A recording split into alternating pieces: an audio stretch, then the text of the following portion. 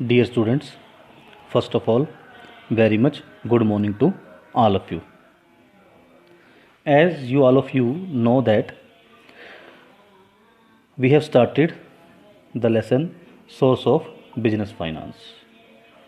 Source of Business Finance के अंदर हम लोग अब तक इसके कॉन्सेप्ट्स को कंप्लीट कर चुके हैं। सोर्स ऑफ बिजनेस फाइनेंस क्या होता है इसका मीनिंग क्लियर कर चुके हैं। इसकी nature, significance that is till now completed. उसके बाद ही मैंने आपको types of source of business finance आपको बताया था, या आप कह सकते हो कि मैंने सोर्स ऑफ बिजनेस फाइनेंस को दो कैटेगरी में कैटेगराइज किया था। एक था ओनर्स फंड और एक था बोरोड फंड, जिसके बारे में हमने इससे पिछले वीडियो में अच्छे से स्टडी कर लिया था। Right now in this video we shall differentiate between the owners fund and borrowed fund. हम ओनर्स फंड और बोरोड फंड के बीच में डिफरेंस करेंगे। So let us start the difference between the owners fund and borrowed fund. Owners fund और borrowed fund को हम basically 7 grounds पर या 7 बेसिस के बेसिस पर हम इनको डिफरेंशिएट करते हैं। सबसे पहला है मीनिंग। अगर मीनिंग की बात करें तो owner fund is basically contributed by the owner. जो ओनर्स फंड है वो वाला पैसा ओनर्स जो है वो वाला पैसा जो बिजनेस के ओनर्स होते हैं वो होता है जो बिजनेस के ओनर बिजनेस के अंदर पैसा इन्वेस्ट करते हैं, उसको हम लोग ओनर फंड्स बोलते हैं। लेकिन बोरोड फंड क्या होता है? It means arrange the funds by way of loan. जो पैसा एक बिजनेस के अंदर लोन की फॉर्म के अंदर आता है, लोन के रूप में आता है, उसको हम कहते हैं बोरोड फंड। दूसरा जो बेसिस है जिसमें हम लोग इन दोनों फंड्स को डिफरेंशिएट करते हैं वो है time. Owner fund is a permanent source of capital. In fact जो ओनर्स का पैसा है, जब तक एक कंपनी, जब तक एक बिजनेस सर्वाइव करता है तब तक ओनर का पैसा बिजनेस के अंदर लगा रहता है। लेकिन जो बोरोड फंड है वो एक पर्टिकुलर टाइम पीरियड के लिए होता है। वो 1 साल, 1 year, 2 year, 5 year, 10 year, 15 years, वो एक पर्टिकुलर टाइम पीरियड के लिए आता है और उस टाइम पीरियड के बाद उस पैसे को रिटर्न वापस करना ही करना पड़ता है। सो बोरोड फंड परमानेंट नहीं होते, लेकिन ओनर्स फंड क्या होते हैं? वो परमानेंट होते हैं। थर्ड पॉइंट की बात करें, सिक्योरिटी। ओनर फंड के लिए हमें किसी भी तरह की अपनी कोई एसेट्स प्लेज नहीं करनी पड़ती, गिरवी नहीं रखनी पड़ती, कोई सिक्योरिटी किसी को देनी नहीं पड़ती। लेकिन अगर हमें लोन चाहिए, बोरोड फंड की बात करें, अगर हमें लोन चाहिए, बिजनेस को अगर लोन चाहिए, तो बिजनेस चाहे वो लोन किसी बैंक से ले रहा है या किसी अदर पर्सन से ले रहे हैं, तो उस लोन के अगेंस्ट उनको कोई ना कोई अपनी एसेट्स, कोई अपनी एसेट्स को, किसी न किसी संपत्ति को उसको प्लेज करना पड़ेगा, या आप कह सकते हो कि सिक्योरिटी देनी पड़ेगी। फोर्थ पॉइंट की बात करें, कंट्रोल।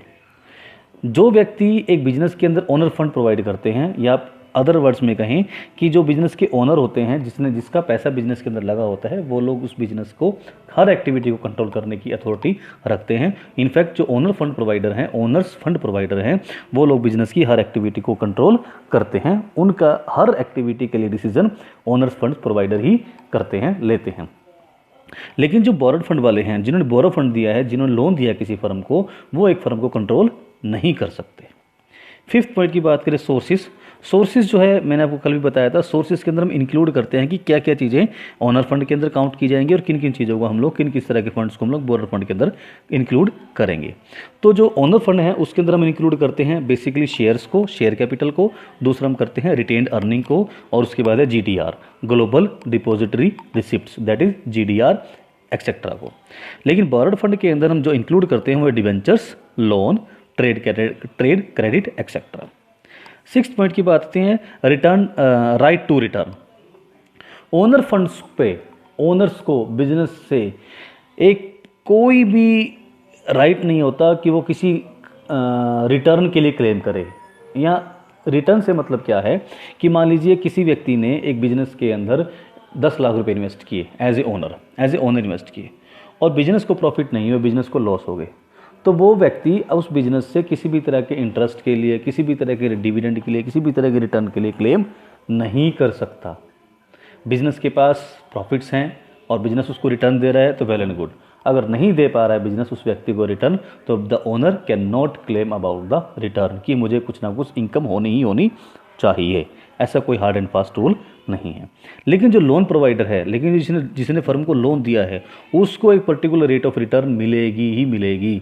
मीन टू से अगर हमने किसी बैंक से लोन लिया है बिजनेस ने, तो बैंक जो लोन है वो हमारा बोरोड फंड है और हमें उस लोन के अगेंस्ट एक पर्टिकुलर अमाउंट पर्टिकुलर रेट से इंटरेस्ट पे करना ही करना पड़ेगा, चाहे बिजनेस को प्रॉफिट हो रहा है चाहे बिजनेस को प्रॉफिट नहीं हो रहा है।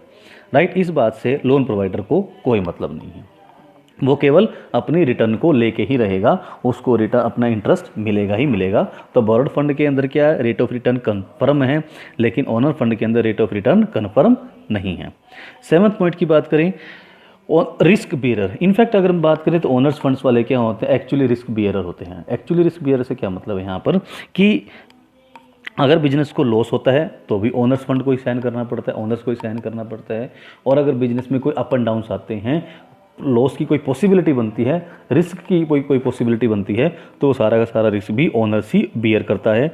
जो बोरोड फंड वाले हैं उनको इस तरह का कोई रिस्क नहीं रहता। मैं इसको थोड़ा सा और एलोबरेट करता हूँ।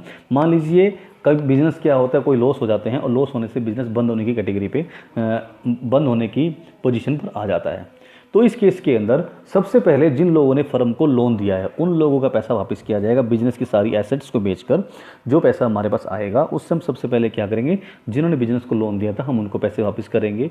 तो उसके बाद अगर कुछ पैसा बचता है तो वो ओनर्स को मिलेगा, अगर उसके बाद कुछ भी पैसा नहीं बचता तो ओनर्स को कुछ भी नहीं मिलेगा, ओनर्स उस बात में क्लेम नहीं कर सकते। Hopefully, these are the basically 7 grounds upon which we have differentiated between the owners fund and borrowed fund।